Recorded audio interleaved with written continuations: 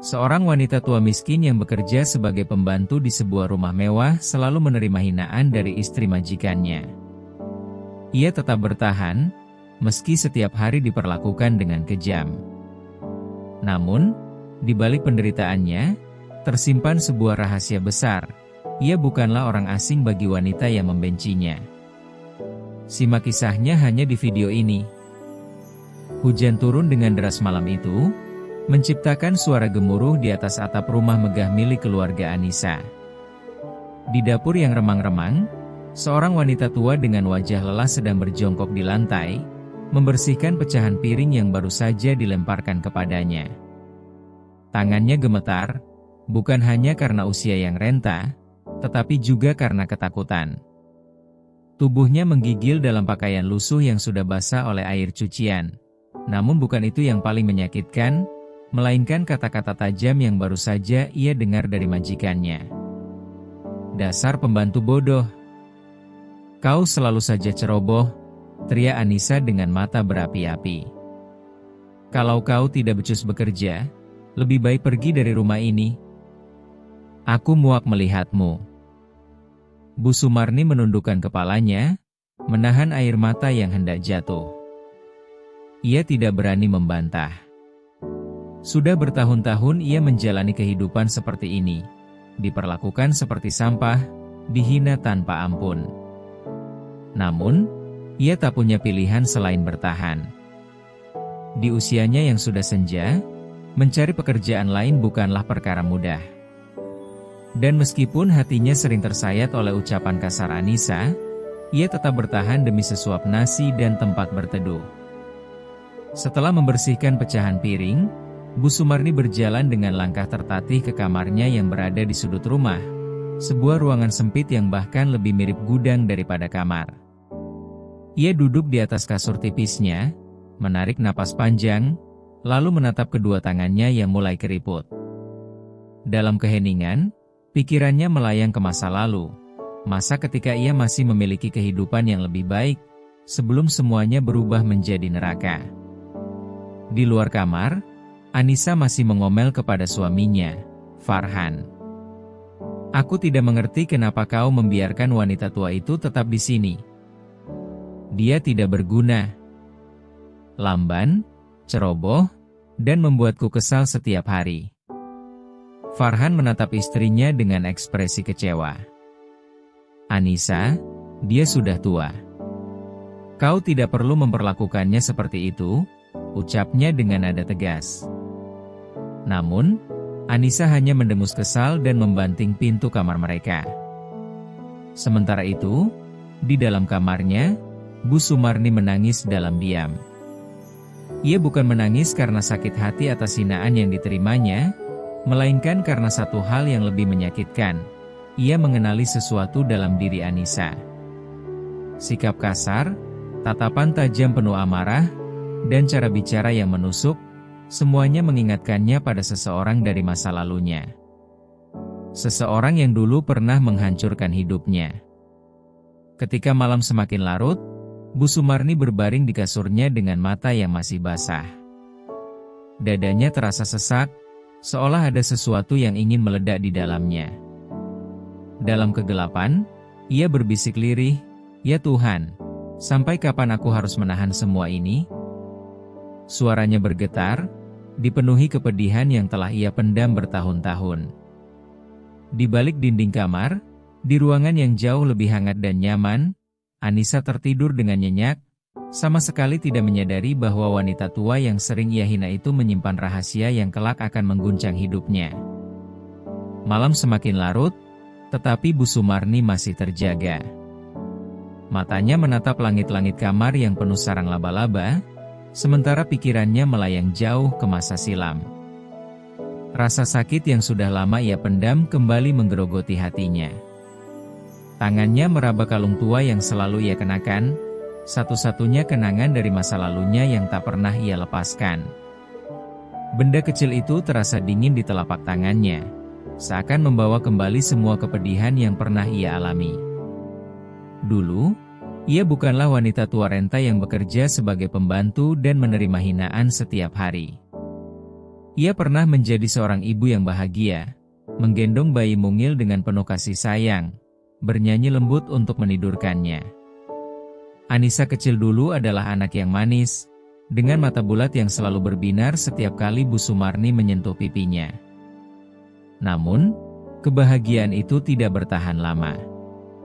Suaminya, seorang pria kejam yang kecanduan, mengubah hidupnya menjadi neraka. Bu Sumarni menggigit bibirnya, menahan isakan yang hampir pecah.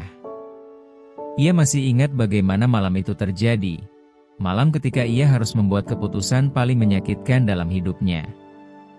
Suaminya pulang dalam keadaan mabuk, membentaknya tanpa alasan, lalu menghantam wajahnya dengan tinju yang membuatnya terjatuh ke lantai. Anissa kecil yang saat itu baru berusia 3 tahun menangis ketakutan di sudut ruangan. Bu Sumarni ingin melindungi putrinya, tetapi tubuhnya terlalu lemah untuk melawan. Ketika suaminya akhirnya tertidur karena pengaruh alkohol, Bu Sumarni merangkak menuju tempat tidur Anissa. Ia ingin membawa putrinya pergi, ingin menyelamatkannya dari rumah neraka itu. Namun, saat tangannya hendak mengangkat tubuh mungil itu, suara napas berat suaminya kembali terdengar. Ia takut. Jika ia ketahuan, Anissa juga bisa menjadi korban. Dengan hati yang hancur, ia mencium kening putrinya untuk terakhir kali, lalu melangkah pergi dalam gelap malam, meninggalkan separuh jiwanya di rumah itu.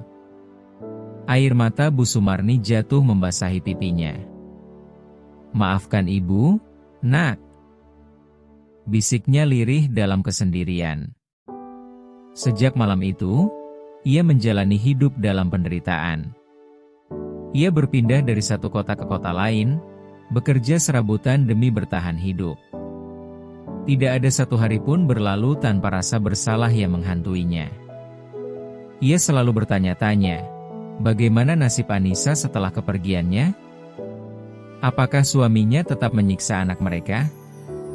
Apakah Anissa tumbuh menjadi wanita yang bahagia, atau justru menjadi seseorang yang penuh luka seperti dirinya? Dan kini, tanpa ia sadari sebelumnya, Tuhan telah membawanya kembali ke anaknya sendiri. Namun, bukan sebagai ibu yang penuh kasih, melainkan sebagai seorang pembantu tua yang dianggap tidak berharga. Ironi ini begitu menyakitkan. Setiap hinaan yang keluar dari mulut Anissa terasa seperti belati yang menusuk hatinya. Sebuah ketukan di pintu mengagetkannya dari lamunan. "Bu Sumarni, kau belum tidur?" Suara itu milik Farhan, suami Anissa. Ia adalah satu-satunya orang di rumah ini yang memperlakukannya dengan baik. Bu Sumarni segera menghapus air matanya dan menjawab dengan suara pelan, "Saya baik-baik saja, Tuan." Farhan diam sejenak di balik pintu, lalu berkata, "Besok jangan terlalu memaksakan diri, ya. Jika lelah, istirahatlah." Suaranya terdengar tulus, begitu berbeda dengan nada kasar yang selalu digunakan istrinya. Setelah beberapa detik, langkah kaki Farhan menjauh. Bu Sumarni menarik napas panjang. Hatinya semakin dipenuhi kebimbangan.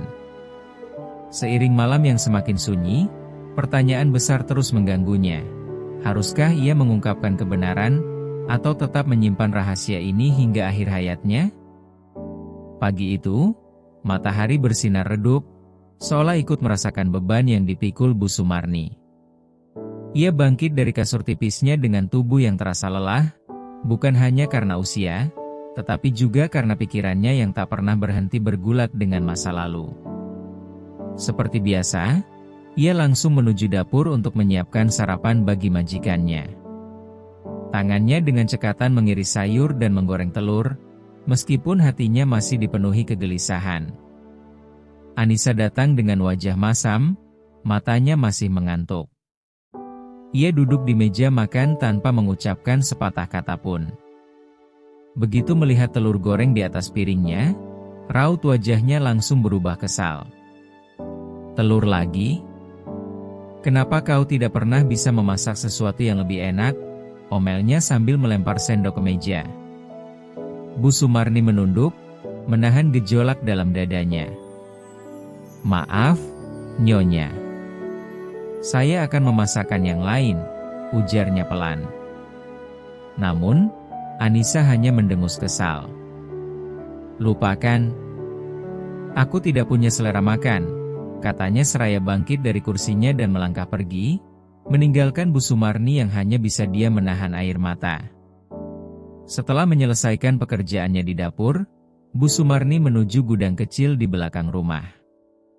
Ia diperintahkan oleh Anissa untuk membersihkan tempat itu yang sudah lama terbengkalai. Saat membuka pintu gudang, aroma debu langsung menyergap hidungnya. Ia terbatuk pelan lalu mulai menyapu dan merapikan barang-barang lama yang berserakan di lantai. Tangannya tiba-tiba berhenti saat melihat sebuah kotak kayu tua terselip di sudut ruangan. Dengan penasaran, ia membuka kotak itu dan menemukan berbagai barang lama milik Anissa sewaktu kecil, boneka, buku cerita, dan beberapa foto usang. Salah satu foto yang paling menarik perhatiannya adalah gambar seorang anak kecil berusia sekitar 3 tahun. Saat matanya menatap foto itu lebih lama, tubuhnya langsung membeku. Itu adalah wajah yang sangat ia kenali. Rambutnya, matanya, bahkan senyumnya, semuanya adalah milik Anissa kecil. Jantungnya berdegup kencang. Tangannya gemetar saat menyentuh permukaan foto itu. Air mata tanpa sadar mengalir di pipinya. Tidak salah lagi, ini adalah putrinya. Lututnya melemas, membuatnya terduduk di lantai dengan napas memburu. Seolah ada sesuatu yang menghantam dadanya begitu keras. Ia menekan mulutnya dengan tangan gemetar, menahan isakan yang hampir meledak. "Tuhan, inikah jawaban dari penantiannya selama ini?" Anissa, gadis yang telah lama ia rindukan, yang selama ini hanya ada dalam doa-doanya, ternyata ada di hadapannya selama ini, meski dalam bentuk yang begitu menyakitkan. Namun, kebahagiaan itu seketika berubah menjadi ketakutan. Jika Anissa mengetahui kebenaran ini, apakah ia akan menerima dirinya? Ataukah ia justru akan semakin membencinya? Keraguan menyelimuti hatinya.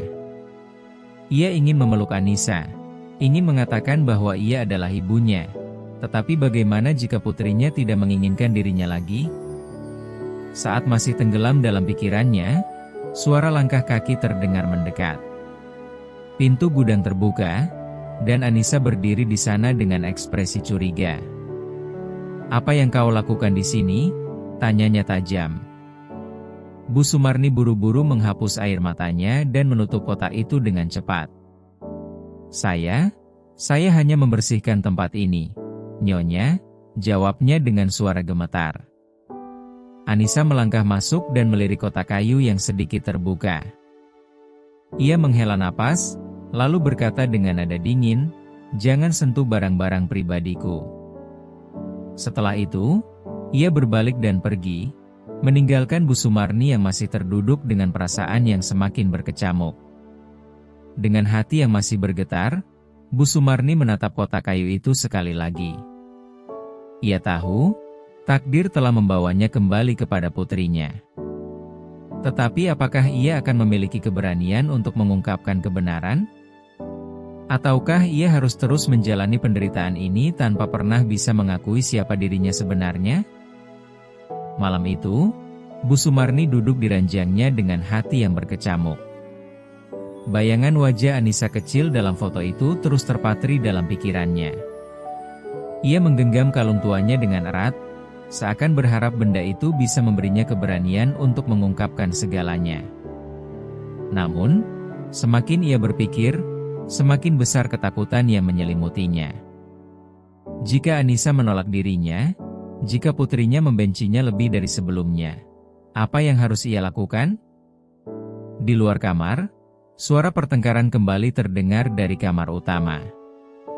Suara Anissa yang berteriak dan suara Farhan yang berusaha menenangkannya sudah menjadi hal yang biasa di rumah ini. "Aku lelah, Farhan. Kau selalu membela wanita tua itu. Suara Anissa terdengar tajam dan penuh emosi. Farhan menghela napas berat. Kau terlalu keras terhadapnya, Anissa. Dia sudah tua, dan kau memperlakukannya seperti bukan manusia, jawabnya dengan nada lebih tenang. Aku tidak peduli.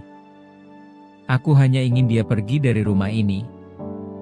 Aku muak melihat wajahnya, bentak Anissa sebelum akhirnya membanting pintu kamar dengan kasar.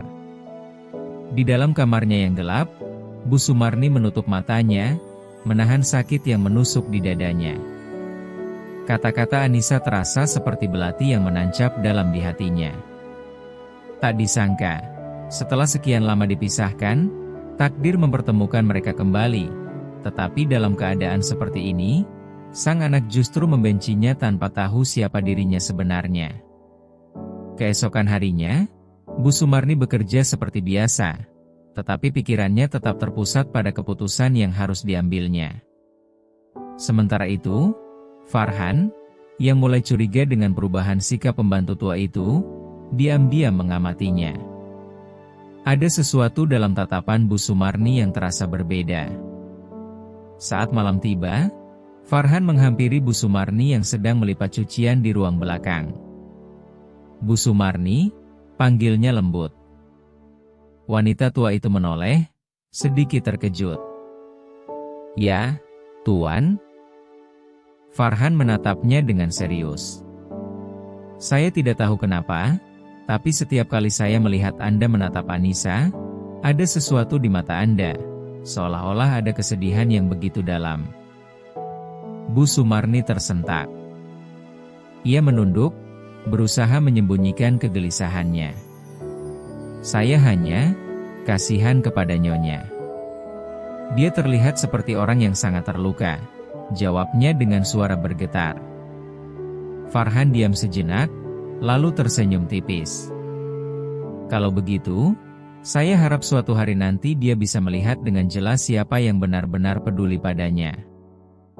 Setelah itu, ia pergi, meninggalkan Bu Sumarni yang kini semakin bimbang. Apakah ini saatnya untuk mengungkapkan kebenaran? Ataukah ia harus tetap diam dan membiarkan rahasia ini terkubur selamanya? Malam itu, hujan turun deras, seolah langit ikut merasakan gejolak yang berkecamuk di hati Bu Sumarni. Ia duduk di sudut kamarnya, menatap kalung tua di tangannya dengan mata berkaca-kaca. Sudah terlalu lama ia menyimpan rahasia ini, tetapi semakin hari, semakin sulit baginya untuk bertahan dalam kebisuan. Ia tahu, cepat atau lambat, kebenaran harus terungkap. Dan malam ini, ia telah mengambil keputusan. Apapun risikonya, ia akan mengatakan yang sebenarnya kepada Anissa. Dengan langkah berat, ia menuju ruang tamu, di mana Anissa tengah duduk sendirian, memainkan ponselnya dengan wajah kesal. Nyonya, saya ingin berbicara. Suara Bu Sumarni terdengar pelan, tetapi penuh keteguhan. Anissa mendengus, lalu menatapnya dengan dingin. Apalagi sekarang? Mau minta maaf karena kau selalu membuatku kesal? Ejeknya tanpa sedikit pun rasa hormat. Bu Sumarni menelan ludah, berusaha menahan luka di hatinya. Saya ingin mengatakan sesuatu yang sangat penting, tentang siapa saya sebenarnya. Tangannya yang gemetar perlahan membuka kalung tua yang selama ini ia simpan, memperlihatkan liontin kecil yang sudah memudar. 25 tahun lalu, ada seorang ibu yang harus meninggalkan anaknya. Bukan karena ia tidak mencintainya, tetapi karena ia ingin melindunginya dari seorang pria yang sangat kejam. Anissa mengerutkan kening, merasa bingung dengan arah pembicaraan ini. Namun, ketika matanya menangkap liontin itu, napasnya tersentak. Ia mengenali benda itu. Sejak kecil, ia selalu bertanya-tanya kemana perginya kalung yang dulu pernah ia genggam saat masih balita. Kenangan samar tentang seorang wanita yang sering menyanyikan lagu pengantar tidur tiba-tiba menyeruak dalam benaknya. Bu Sumarni menatap putrinya dengan mata yang penuh harap dan kepedihan. Aku Aku adalah ibumu, Anissa. Aku tidak pernah ingin meninggalkanmu, tetapi aku tidak punya pilihan. Aku hanya ingin kau selamat." Suaranya pecah di akhir kalimat, dan air matanya akhirnya jatuh tanpa bisa ditahan. Anissa membeku. Dadanya terasa sesak, pikirannya kacau. "Tidak, ini tidak mungkin." Suaranya gemetar, tetapi di dalam hatinya, ia tahu bahwa kata-kata wanita tua itu bukan kebohongan. Mata yang selama ini selalu ia tatap dengan kebencian ternyata adalah mata yang dulu pernah menatapnya dengan kasih sayang. Hening menyelimuti ruangan itu. Anissa ingin berteriak, ingin menyangkal, tetapi air matanya sendiri mengkhianatinya. Tubuhnya melemas, dan dalam sekejap, ia jatuh berlutut di lantai, menangis terseduh-seduh. Untuk pertama kalinya dalam hidupnya, ia merasa kehilangan sesuatu yang begitu besar, sebuah kasih sayang yang selama ini tak pernah ia sadari. Dan di hadapannya, wanita yang selalu ia hina dan rendahkan ternyata adalah orang yang paling ia rindukan selama ini. Dari cerita ini, kita belajar bahwa jangan pernah merendahkan seseorang hanya karena kita merasa lebih beruntung darinya. Setiap orang punya masa lalu, setiap orang punya luka yang mungkin tidak kita ketahui. Hargailah mereka selagi masih ada, karena penyesalan selalu datang terlambat. Kasih sayang seorang ibu adalah anugerah yang tak tergantikan. Jika ibu kita masih ada, jangan sia-siakan kehadirannya. Jika telah tiada, doakanlah agar ia mendapat tempat terbaik di sisinya. Semoga kisah ini menjadi pelajaran bagi kita semua. Jangan lupa untuk like, komen, dan subscribe agar kami bisa terus menghadirkan kisah-kisah penuh makna untuk kalian. Sampai jumpa di cerita berikutnya.